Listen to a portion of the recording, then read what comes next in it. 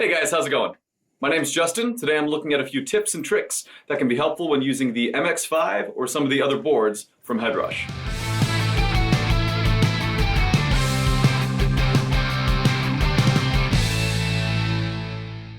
Alright, so here are 5 more tips about the HeadRush MX5 and some of the other HeadRush units. Thank you so much for everyone who checked out that first video I made about this. I'll put a card right up here where you can check it out. But here are 5 more tips that hopefully you find helpful if you have one of these HeadRush units. Alright, so this first tip is about the hardware on the HeadRush MX5 and the pedal board. This isn't for the gig board because it doesn't have an included expression pedal. But if you do have a HeadRush expression pedal attached to your gig board, this will work for that as well. You may have noticed that a hex key comes along with your HeadRush unit, and you may have been a little bit confused as to what that is for. If you look on the side of your board, you can see that there is a spot on the axle of your expression pedal for that hex key to fit. And what that will do, if you turn it counterclockwise or clockwise, will add or release tension from that expression pedal to make it easier or harder for this to rock forward and backward. Now, there are a couple different reasons why you might want to change the tension on the expression pedal. First of all, of course, is just personal preference, whether you want a quicker expression pedal or one that has a little more resistance to it. And one more reason to adjust the tension on the expression pedal is if you are using this as an interface, maybe on a desk, and you're only using it in the studio, you might want to loosen the tension if you're using this only with your hand to rock that back and forward. Instead of using your entire leg, it's a little bit easier if you loosen the tension on that. All right, so the second tip here is something that I've found to be really fun. You're able to share and transfer different rigs from one artist to another remotely to other band members, or you can even download and add different rigs that other HeadRush artists have made right onto your board.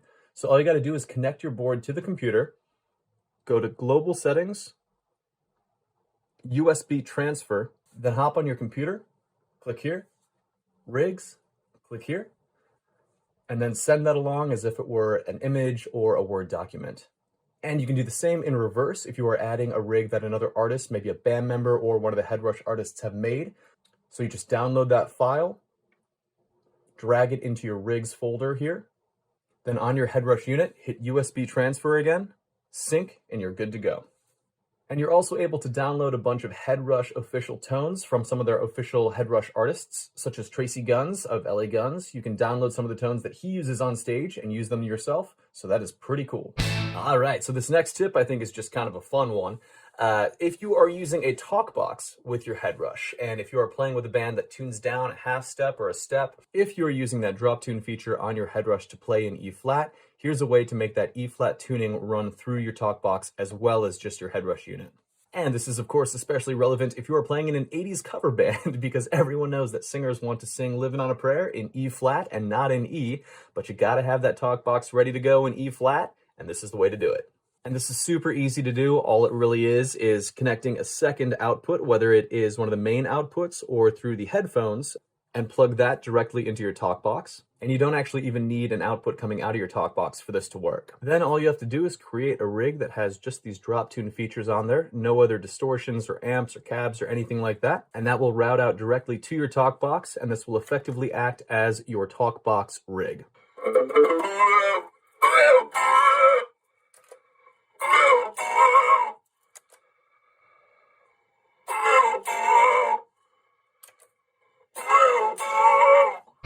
All right, and one really quick tip that I think is really useful, especially when playing live, is to utilize that BPM function with the delay and the phaser and all the different time-related modulation effects that the HeadRush comes with.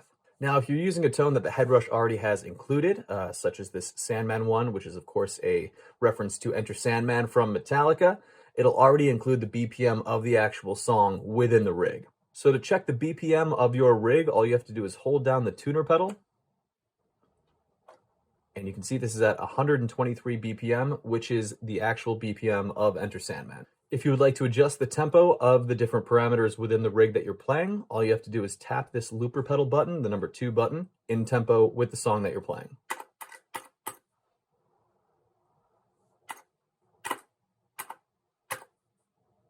And if you'd like to choose a specific BPM for every single song within your set, all you have to do is go to Hardware Assign, then go to Tempo.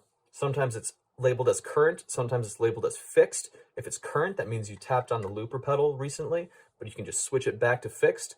And all you gotta do is switch that around to any BPM, whatever tempo you have for every single song for each rig within your set. All right, another thing that's really fun to do with the HeadRush units is to use the expression pedal to control a bunch of different parameters at one time within the rig that you're using. Most expression pedals are, of course, either wah or volume, but you can control literally any parameter within the HeadRush unit just using the expression pedal here. All you got to do to adjust those parameters is go to Hardware Assign, and you can either be in Classic mode or Advanced mode. Advanced mode allows you to control a few different parameters at the same time with the expression pedal. And this is especially really fun when playing live, to be able to control a bunch of different parameters at once. Maybe when the pedal's rocked back, it's a very clean, unencumbered tone. When you bring it forward, there's a bunch of distortion and delay and echo and all sorts of cool stuff going on. And that's a really fun method to control your tone in a way that might not be as accessible when you're using analog pedals or just classic on-off switches with your standard pedals. So that's a really neat feature that the HeadRush has, that you can control multiple different parameters within your rig just from one expression pedal. And another way to utilize this is to sort of hack the system here and utilize this as a second pedal switch. If you're in hybrid mode and you only have the one switch that's controlling a pedal on your board, you can use this as a second pedal if you want to route different pedals to this hardware. So let's say you wanted to have the white boost attached to this and the tremolo attached to this. You can adjust those ranges within the Hardware Assign menu to be 100% and 0%, and then this will act as a second pedal switch, and this will be off and this will be on. All right, so there are a few tips and tricks for the MX5 or some of the other HeadRush boards. Now, I'm by no means an expert with these. This thing can do so many cool things that I really need to explore it a lot more, but I hope that these tips are helpful if you have one of these boards or if you're looking to get one in the future. Thank you so much for checking out the video. I really appreciate it. If you enjoyed this, please feel free to hit like and subscribe and to check out the rest of the channel for more music-related content. Thanks so much for watching. Back and forth because you have the entire... A motorcycle just went by my window.